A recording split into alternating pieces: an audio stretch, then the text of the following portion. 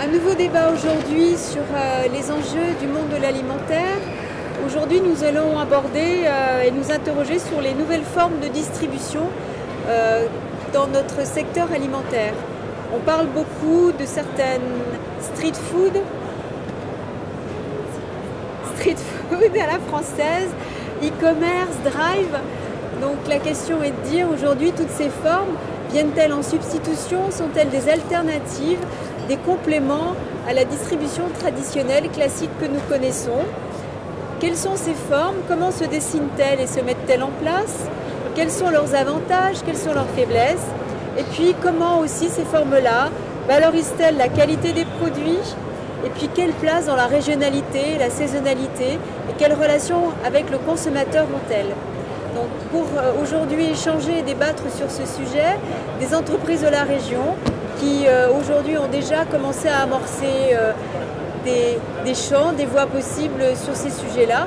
Je vais se laisser présenter ces entreprises, qu'elles présentent leur champ d'activité, leur savoir-faire, et puis ensuite qu'elles échangent et que le débat soit ouvert sur ces voies-là. Bonjour, je m'appelle Henri Clavigeau, je suis président des Street Food à la française. Et donc nous, ce que nous avons pour objectif, c'est de développer la cuisine de rue et en mettant en avant les produits régionaux et notamment en travaillant avec les appellations d'origine.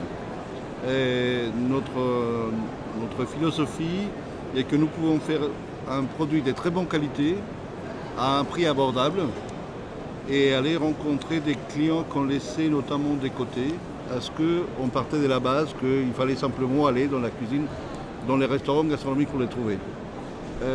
D'autre part, quand on parle de recettes régionales, en général, il y a ou des terroirs, parce que là, c'est également où nous travaillons, c'est les terroirs à la portée de tous. Et il y a deux manières de consommer ces plats des terroirs. Soit on les fait à la maison, c'est une fête familiale, mais on les fait une, deux fois par an. Soit il faut aller au restaurant. Nous, notre idée, c'est de travailler ces produits, justement, et les amener dans la vie quotidienne des gens. Voilà, c'est notre manière de penser. Et pourquoi street food? Concrètement, quelle forme prend ce street food de produits traditionnels?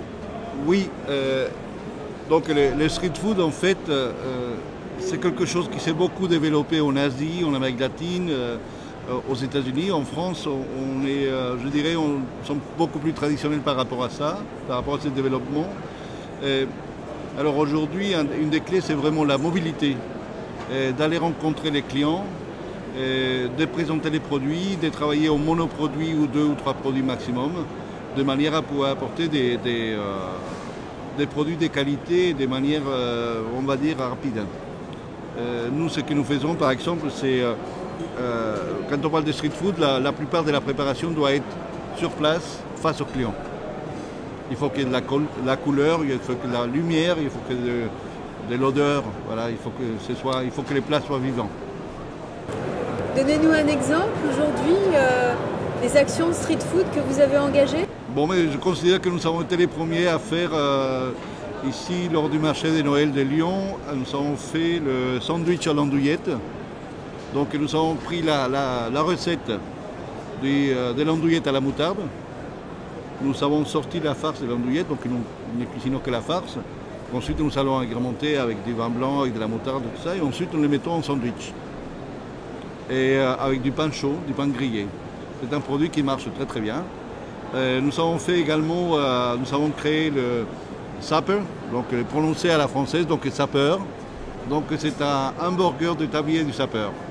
Donc ça, je l'appelle la cuisine de l'extrême, parce que le tablier du Supper, c'est pas les plats que les gens aiment le plus manger, mais nous avons fait un hamburger également avec une sauce gribiche, également qui vient d'un plat traditionnel lyonnais, qui est la tête de veau. Nous avons mélangé les deux et ça marche très très bien. Donc c'est justement de faire ce type de mélange, de pousser, on va dire, de prendre des nouvelles idées par rapport à des produits traditionnels. Et aujourd'hui, ça prend quelle forme? Vous avez un camion? Comment ça se passe? Aujourd'hui, nous travaillons sur la base des triporteurs. Donc nous avons un triporteur avec une remorque, donc justement c'est sur ces modèles-là. Évidemment, nous pensons par la suite développer vers d'autres sources comme des camions, justement, parce que ça dépend du volume également que souhaité couvrir. Voilà. Mais on a les deux. Donc nous avons un triporteur donc, qui a l'avantage justement d'être également aujourd'hui dans la démarche écologique, parce que c'est en pédale ou sinon c'est un moteur électrique. Hein. Et ça marche très très bien. Bon, sinon on pourrait passer à l'étape suivante. Et comment le consommateur peut vous trouver? Mais en général, aujourd'hui, ce que nous souhaitons avant tout, c'est développer tous les médias, et notamment les médias sociaux, les communautés, et de nous servir justement du téléphone intelligent, justement pour qu'ils puissent nous trouver facilement. Et ça veut dire qu'aujourd'hui, vous êtes localisé quelque part? Pas en point fixe. Non. Aujourd'hui, nous faisons de l'événementiel. C'est plutôt ça. Nous sommes également sur la liste pour les appels d'offres de la ville de Lyon qui vont sortir pour les nouvelles concessions également. Et donc aujourd'hui, nous sommes notamment focalisés sur l'événementiel. D'accord. Aujourd'hui, le concept est plutôt sur l'événement en attendant que la ville de Lyon vous octroie une concession pour que vous soyez itinérant. Voilà, s'ils nous aiment, nous avons eu les privilèges d'être invités pour la Fête des Lumières par la ville de Lyon et en tant que les concepts innovateurs que nous avons présentés. Nous avons également travaillé avec R3AP pour la Fête des Lumières aussi, pour les marchés de Noël. Donc nous avons déjà une présentation. Voilà. On espère bien passer à l'étape suivante. Merci beaucoup. Donc, vous allez pouvoir présenter l'entreprise et puis ce qu'elle apporte aujourd'hui dans cette nouvelle forme de distribution. Bonjour, donc Nicolas Mattei, la société Les Viandes Étoilées. Aujourd'hui, nous commercialisons en fait à l'attention de la boucherie traditionnelle exclusivement une pastille de sauce que l'on vend sur internet. Et le boucher traditionnel, à l'aide d'un petit outil que nous lui proposons, pourra réaliser le produit que l'on a là, ce que l'on appelle un palais étoilé. C'est-à-dire qu'à la demande, vous pourrez aller chez votre boucher demander un palais à la tomate, à l'échalote, au poivre. Et le professionnel, en une vingtaine de secondes, vous réalisera votre palais. L'intérêt de ce produit, c'est que la sauce à l'intérieur, à la cuisson, ne sort pas du tout de produit. Dans une même poêle, on pourra cuire 4 parfums différents. Et comme vous pouvez le voir sur le milieu de la table, on se retrouve avec une sorte de fondant au chocolat, mais à la viande et à la sauce. On est sur un produit très qualitatif, parce qu'aujourd'hui, on parle de région, et c'est Michael Arnoux, le chef 2 étoiles des Morinières à Jongieux, qui nous réalise ces sauces. Et nous nous occupons de la partie production et commercialisation auprès des bouchers. Donc, au niveau de distribution, cette nouvelle voie, vous pouvez l'expliquer? Qu'est-ce qui est un peu différent des voies traditionnelles? Alors les voies différentes, c'est qu'aujourd'hui nous avons inventé en fait un appareil qui sera numéroté avec un numéro d'adhérent qui permettra d'identifier le client sur Internet. Ça veut dire que le professionnel qui n'aura pas l'appareil ne pourra pas commander les pastilles. Ça permettra justement aux clients professionnels un petit peu de se préserver des gens qui veulent essayer de mettre une sauce qui est pas au bon, enfin qui n'est pas dans l'entreprise quoi, qui correspond à ça. Notre souhait, c'est de proposer un produit très qualitatif. Le chef étoilé nous suit sur cette voie, Michael Arnoux, parce que c'est un produit qui reste traditionnel dans l'artisanat, dans la boucherie traditionnelle. L'objectif de tout ce concept, en fait, c'est la valorisation. La valorisation pour le client, qui est un produit très qualitatif, encore une fois, et qui donne vraiment envie, et qui est très sympa pour les enfants, pour tout le monde, toute la famille. Pour le boucher traditionnel, à qui on amène une innovation et une petite chose qu'on n'a pas bien l'habitude de voir. Et même pour la filière d'élevage qui permet là aussi de valoriser un petit peu mieux tout ça. Vous pouvez nous expliquer en termes de distribution comment ça se passe? Donc aujourd'hui, un boucher qui serait intéressé par quelque part, enfin vous êtes sur une sauce d'exception. Voilà, donc en fait il faut qu'il soit adhérent aux viandes étoilées. Par ce site internet lesviandesetoilées.com, il ira commander ses sauces. Elles seront conditionnées dans les établissements Gessler, donc fabriquées, conditionnées par les établissements Gessler, toujours sous la vue de Michael Arnoux. Ça veut dire qu'il n'y aura aucune sauce qui ne sortira de l'usine sans qu'elle soit goûtée. On reste vraiment dans du qualitatif, parce que nous aujourd'hui on ne parle plus de steak haché, on parle de palais. Et donc une fois elle sera distribuée en barquette, envoyée par nous on parle par un système de distribution froid, bien sûr, on reste toujours sur de la distribution, soit TFE, soit les nouveaux systèmes d'emballage Chronopost en réfrigéré. Voilà. Donc l'objet, c'est de vendre des sauces d'exception au travers des vendeurs de viande pour que les produits puissent être associés.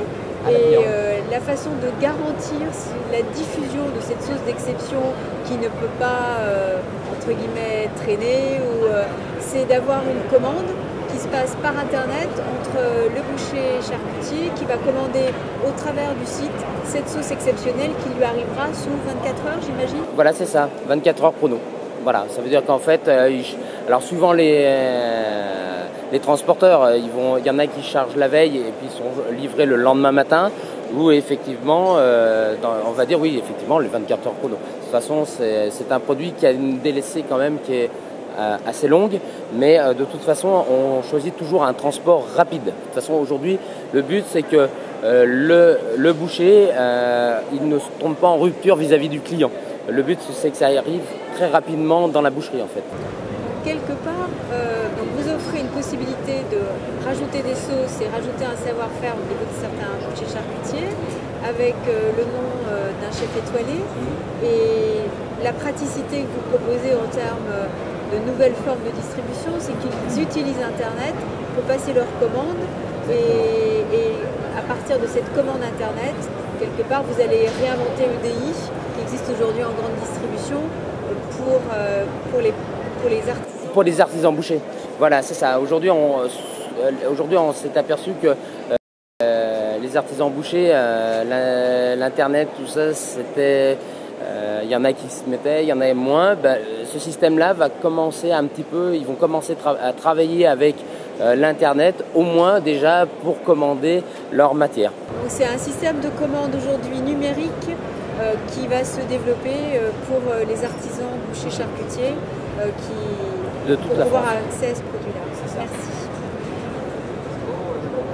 On va passer à la seule dame d'entreprise aujourd'hui présente. Voilà, Christine Camilleri, coopérative de Nyons, Vignolis. Donc, nous sommes au cœur de la Drôme provençale et nous représentons l'ensemble des agriculteurs, oléiculteurs, viticulteurs de la région de Nyons et des Baronnies.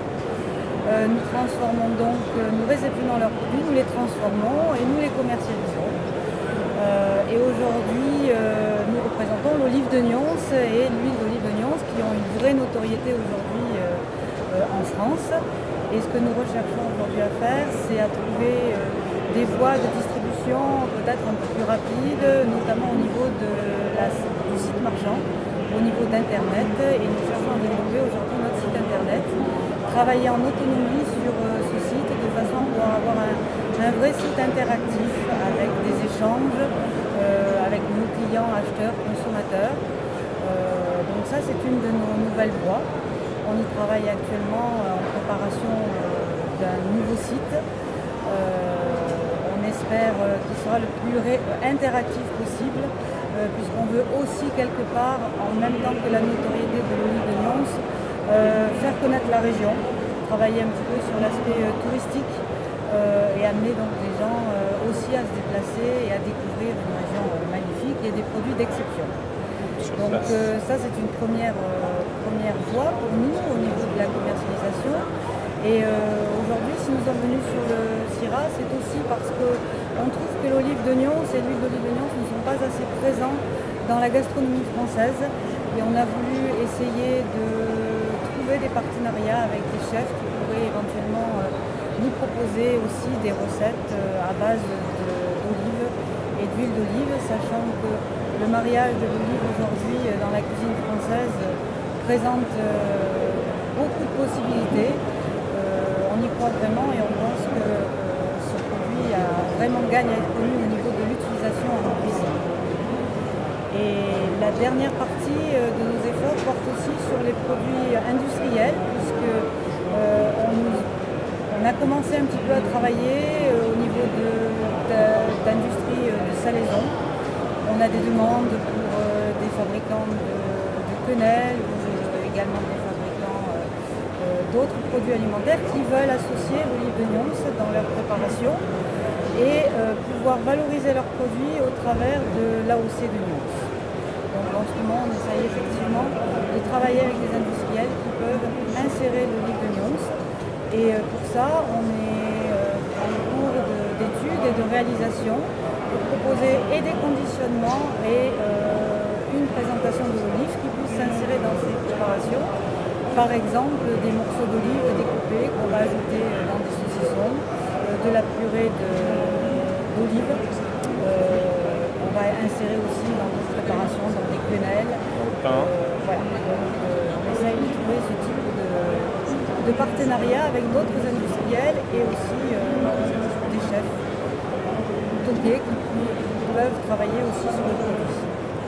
Par rapport aux sujets qui sont les formes de distribution aujourd'hui complémentaires, nouvelles, vous avez beaucoup insisté aussi sur cette vocation de e-commerce. Aujourd'hui, c'est une part importante de votre commercialisation? Oui, bien sûr. Alors, on avait un site relativement dépassé. Il y a 3-4 ans, on a donc revu complètement notre site internet via un webmaster avec une partie vraiment très informative sur les produits, sur l'AOC, sur le terroir, sur la transformation, le moulin, etc. Et un site marchand beaucoup plus attractif. Et il y a 2 ans, nous avons décidé de passer les ventes à l'unité, chose qui ne se faisait pas habituellement à la coopérative de Nyons, parce qu'on est obligé de commander des cartons de 12 et on s'est aperçu que ça boostait forcément nos ventes et donc on a pratiquement triplé le chiffre d'affaires internet grâce à la vente de tous nos produits à l'unité. Et alors, vous faites comment en termes de logistique pour vendre des produits On à l'unité? a une logistique qui est bien équipée, on s'est arrangé avec les chronopostes, les colissimo, voilà, on a des emballages spécialisés, on a un service logistique qui nous appuie là-dessus et qui nous permet d'envoyer très facilement une bouteille d'huile, c'est quand même relativement fragile, dans des bonnes conditions et dans des délais extrêmement courts. Et on s'est vraiment aperçu que ce virage nous permettait d'être beaucoup plus présents sur la vente internet. Et c'est pour ça qu'on souhaite justement développer en proposant en plus sur le site vraiment des échanges interactifs avec les consommateurs à travers d'échanges de recettes, de conseils, de cuisine et de beauté, puisque l'huile d'olive de Nyons aussi a des applications en cosmétique. Et voilà, donc on pense qu'il y a pas mal de choses à faire sur ce plan-là. Donc en fait, le e-commerce aujourd'hui, en plus d'être une voie traditionnelle de commercialisation, elle a comme avantage d'être en relation avec le consommateur. C'est un vrai relationnel. En prise, vous, direct avec lui et lui avec vous. Aujourd'hui, vous avez des expériences d'échange de blogs avec lui? Alors, on est en relation avec pas mal de blogueurs, blogueuses qui nous demandent effectivement des produits pour mettre des recettes en test. Donc, on continue à leur faire passer des produits et on voit voilà, donc ça, ce sont des petits conseils de cuisine et de recettes. Et nous-mêmes, on voudrait mettre en place justement un échange au niveau culinaire avec des recettes qu'on aurait mis au point et qu'on pourrait donc diffuser sur notre site. On parle souvent d'échanges, effectivement, et d'interactions sur le e-commerce avec les consommateurs. Est-ce qu'il est envisagé d'avoir des échanges avec des professionnels? On va tout à l'heure discuter de la boulangerie, mais avec tous ces gens qui sont des applicateurs et qui ont des remontées importantes et qui pourraient être aussi des sources et des opportunités d'évolution des produits, pas forcément des produits eux-mêmes, mais des process ou des applications. Est-ce qu'il est envisagé aussi d'utiliser ces éléments pour aller plus loin? Oui, tout à fait, on y pense également, sachant qu'aujourd'hui on a un site qui est très informatif et que on mentionne systématiquement à tous les professionnels que l'on rencontre en leur disant allez sur le site parce que là-dessus vous trouverez vraiment des choses intéressantes sur le produit. Et c'est vrai que l'idée de pouvoir effectivement avec les professionnels échanger là-dessus, c'est quelque chose qu'on souhaite mettre en place années qui viennent, parce que évidemment il faut qu'on se rôde un peu par rapport à ce type d'échange du site et faire aussi des liens bien entendu avec tous les professionnels avec qui on va travailler. On a déjà nous des échanges de liens avec des organismes sur la région, sur des restaurants, des chambres d'hôtes. On espère continuer justement, mais de façon ludique, de façon à ce qu'on n'ait pas... voilà, il faut vraiment amener... C'est un gros travail à faire au niveau informatique et Internet. Il faut vraiment qu'on se forme à ce métier-là, de façon à pouvoir travailler aussi en autonomie et pas être dépendant. Voilà. Il faut aussi agir sur le vif, c'est-à-dire que bon... il ne faut pas attendre, voilà, réactif, il ne faut pas attendre qu'un webmaster nous mette en place quelque chose, il faut plus nous-mêmes le mettre sur le site. Voilà. Donc c'est aussi un travail assez lourd dans l'entreprise, d'implication et d'investissement et qui bouge beaucoup. Voilà. Nouvelle Récolte va se présenter. Alors, moi c'est Jean-Marie Digonnet, je suis maraîcher sur une exploitation qui se situe à Cailloux-sur-Fontaine au nord-est de Lyon. Et je me suis associé avec 4 autres exploitations du département. Et en début d'année, on a monté sur un projet que ça faisait déjà 2-3 ans qu'on mûrissait. Et en début d'année, c'est concrétisé nos belles récoltes, qui est une légumerie en fait, qui a destination de transformer l'ensemble de la gamme des légumes de saison issus de nos 5 exploitations, avec 2 axes de distribution, un orienté cuisine collective, donc RHD, traiteur, restauration traditionnelle, cuisine centrale, et un deuxième axe de distribution orienté GMS, magasin spécialisé en frais, sur du plus petit format et du portionnage 2, 3, 4, 5 personnes. Voilà.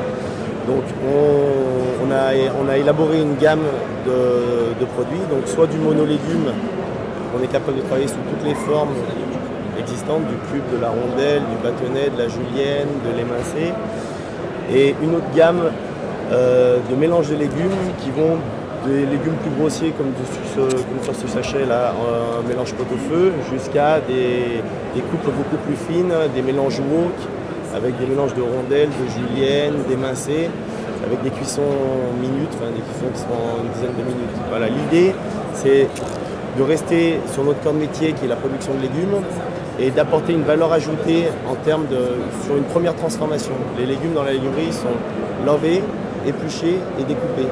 Ça reste des légumes frais. Ça reste du légume frais. On a une DLC qui est de 7 jours, qui peut paraître à la base un inconvénient dans la distribution, mais en fait on en a fait une force. C'est-à-dire que ces 7 jours, c'est le garant de production de produits frais, de légumes frais, sans additifs, sans conservateurs. Là, dans les formats qui sont proposés, 100% de ce qu'il y a dedans, c'est du légume et c'est consommable. Donc après... En l'état. Hein, en l'état. Voilà. Après, on laisse il n'y a pas de cuisson, c'est des légumes crus, parce qu'on laisse l'initiative aux professionnels de la restauration ou aux ménagères, ou aux hommes, parce qu'il y en a de plus en plus qui font de la cuisine, l'initiative de cuisiner les légumes de la façon dont ils le veulent. C'est-à-dire un légume, il peut être croquant, il peut être fondant, en fonction des recettes, des assortiments qu'on veut lui donner. Et ça, c'est l'initiative du cuisinier ou de la cuisinière. Nous, on est là pour amener notre savoir-faire de producteur, de faire du légume de qualité, du légume qui a du goût, qui utilise les terroirs de notre département. Certains légumes sont plus adaptés dans des terroirs sablonneux, d'autres dans des terroirs avec des terrains plus forts.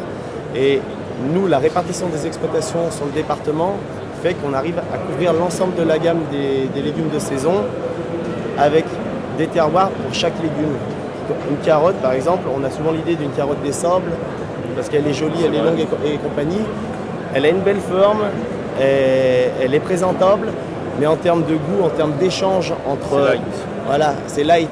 Alors qu'une carotte faite dans un terroir un peu plus fort, dans de la terre lourde, il y a un échange racinaire qui se crée, et où il y a une importation d'oligo-éléments et d'éléments nutritionnels qu'il y a dans le sol, qui fait que la carotte va être d'une couleur orange foncé et qu'elle va avoir un goût peut-être un tout petit peu moins sucré qu'une carotte des sables, mais qui a une tenue bien plus importante, qui a un goût de terroir et qui a un goût de carotte. Voilà.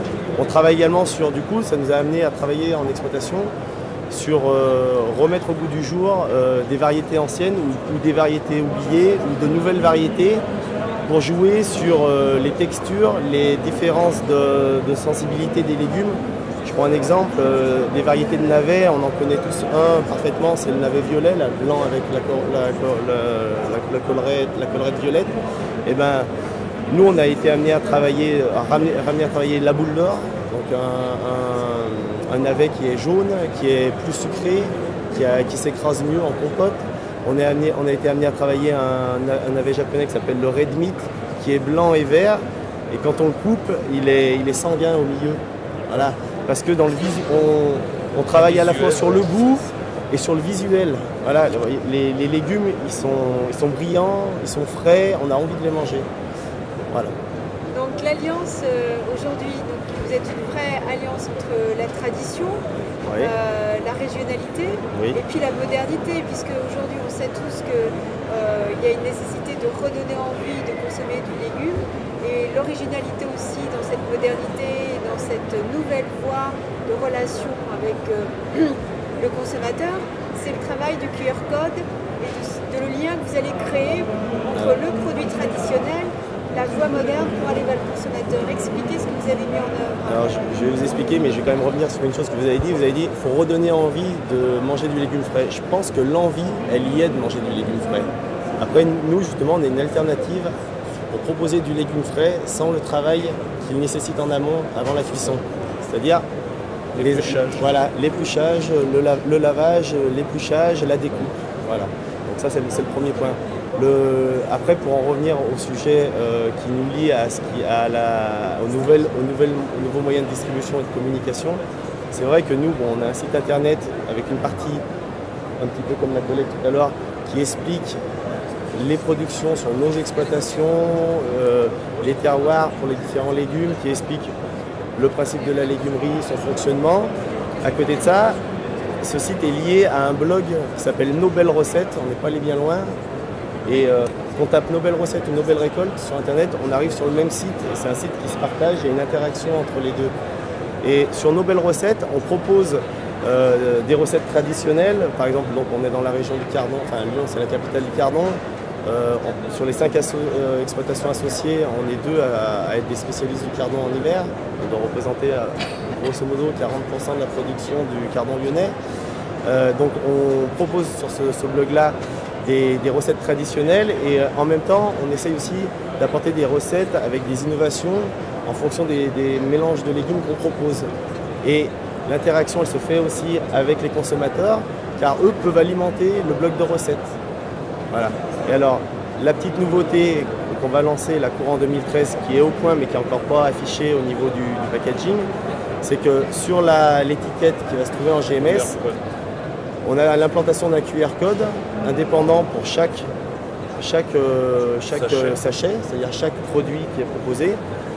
Et avec donc, les nouvelles technologies, tout à l'heure on parlait de téléphone intelligent, là, les smartphones, tout le monde a l'application, quasiment tout le monde a une application de flash code, de QR code. Donc on flash le QR code. Si on n'a pas d'idée sur savoir comment cuisiner, par exemple un mélange une courge comme ça, à part en gratin ou en velouté, et ben nous, un coup de flash code et ça va nous donner les 5 recettes les plus utilisées ou les plus appréciées par les utilisateurs.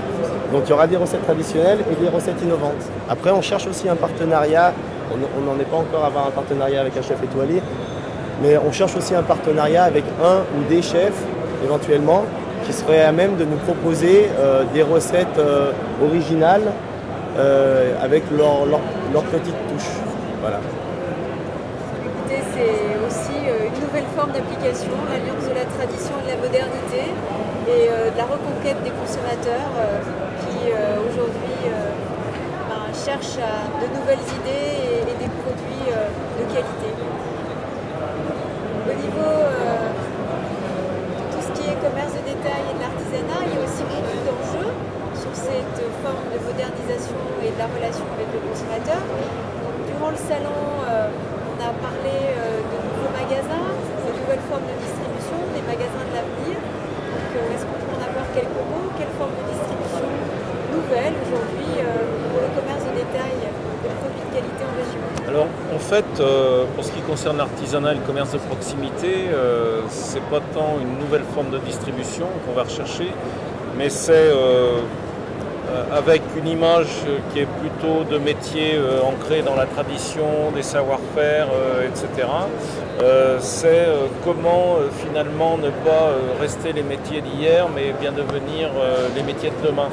Et donc pour ça, il faut rester connecté. Donc tout l'enjeu du commerce de futur, c'est d'essayer d'avoir un petit peu en démonstration toutes les applications. Ça va de la vitrine intelligente à la grande table ou tablette tactile, aux nouvelles méthodes de paiement.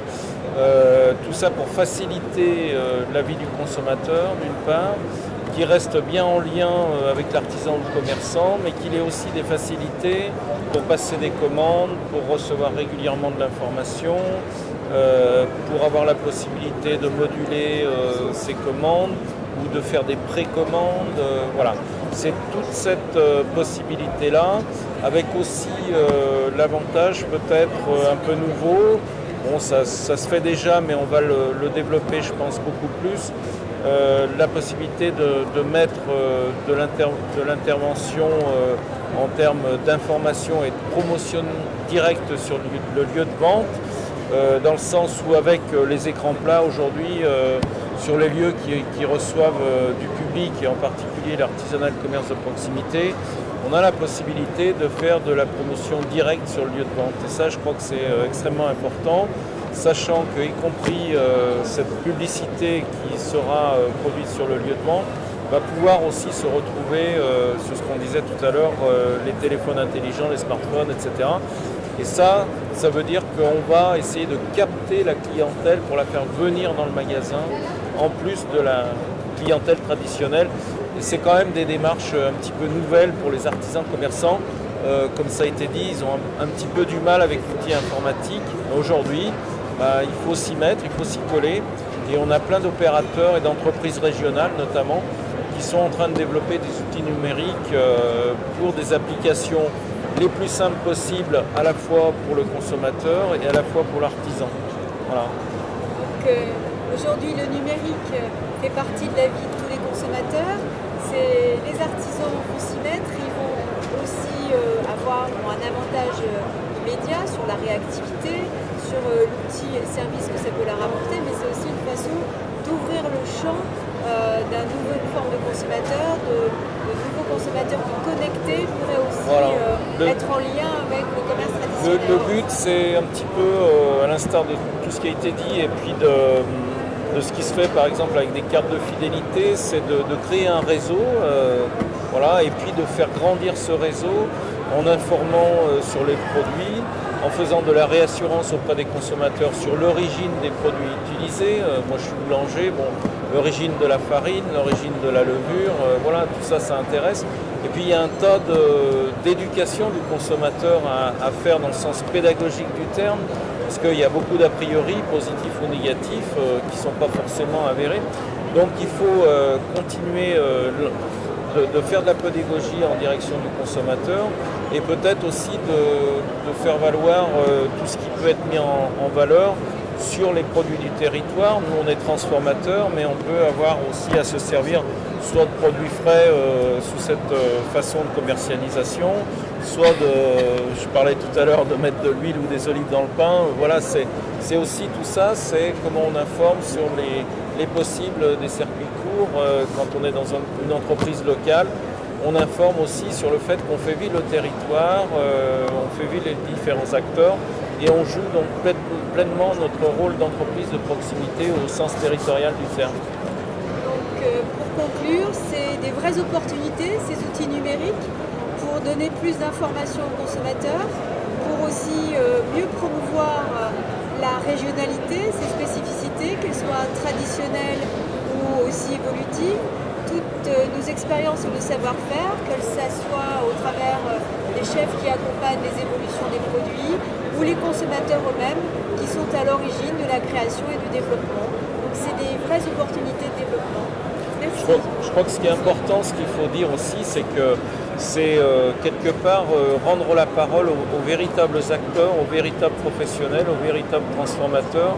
Et ça n'a pas de prix parce que faire une communication via un publicitaire, c'est bien, mais il n'y a personne de plus passionné que celui qui est l'opérateur, qui est l'acteur. Et puis, d'autre part, je pense que c'est ce qui est le plus important, et je pense qu'on aura gagné sur la démarche des outils numériques et l'accompagnement numérique si c'est l'outil qui nous sert à renforcer les liens avec le consommateur, comme ça a été dit tout à l'heure, et moi j'y crois beaucoup dans ce sens-là. Merci à tous et bon Syrah. Merci.